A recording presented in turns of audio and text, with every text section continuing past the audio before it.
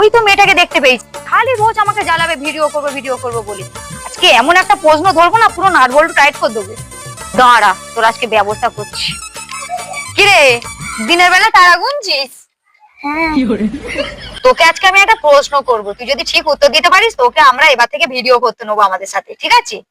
তুমি তো জানো আমি উত্তর না দিতে পারলে আমি উত্তর বানিয়ে নিই। না না, ধরো ধরো। তাহলে বলতো বাস ড্রাইভার আর কন্ট্রাক্টরের মধ্যে পার্থক্য কি? এত সিম্পল। কন্ট্রাক্টর ঘুমিয়ে গেলে বাসে কারোর টিকিট কাটা হবে না, কিন্তু বাস ড্রাইভার ঘুমিয়ে গেলে বাসে যতজন লোক থাকবে সবার টিকিট কাটা হয়ে যাবে।